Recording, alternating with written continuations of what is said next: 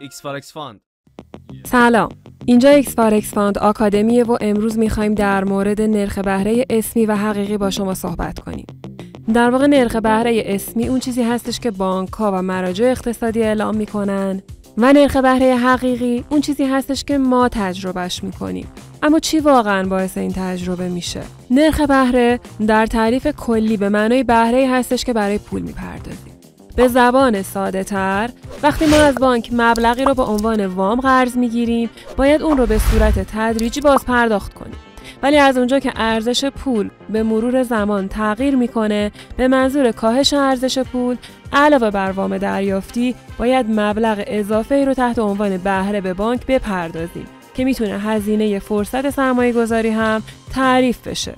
یک سری تعریف دیگه هم برای نرخ بهره در نظر میگیرن، مثل اینکه بهش میگن قیمت صرف نظر کردن از مصرف فعلی و به تأخیر انداختن اون، یا پاداش به تعویق انداختن مصرف.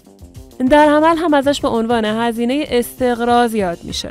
برای مثال اگر امروز $1000 به کسی وام بدیم و قرار باشه که سال بعد $1100 پس بگیریم، بهره پول ما $100 یا به عبارتی 10% در سال بوده و ما انتخاب کردیم که از این پول در زمان حال صرف نظر کنیم تا در آینده مبلغ بیشتری داشته باشیم. این تفاوت در دریافت و پرداخت در واقع هزینه استقراض پوله و به علت ارزش زمانی پول به وجود میاد.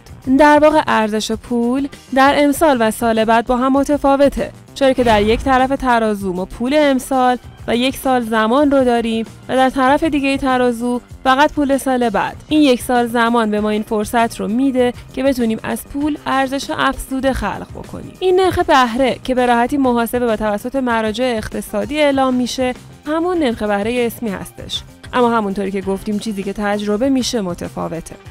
فرض کنید که امسال شما با $1000 بتونید 10 کالا بخرید و سال بعد با همین $1000 امکان خرید 9.5 کالا رو داشته باشید.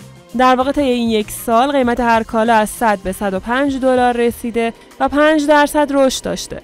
به همین دلیل قدرت خرید شما در این مدت کاهش پیدا کرده. حالا اگر بریم به سال بعد و به شما $1100 رو بدن که با 10% رشد به دست اومده، شما میتونید 10.5 کالا بخرید. بنابراین اون چیزی که شما تجربه میکنید 5% رشده، نه 10%. و این همون نرخ بهره حقیقی شماست.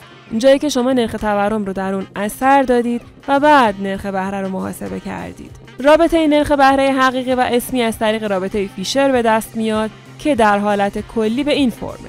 حالا اگر سمت راست رو محاسبه کنیم و از مقدار کوچک حاصل ضرب تورم و نرخ بهره حقیقی صرف نظر کنیم، فرمول به فرم بسیار ساده زیر در میاد.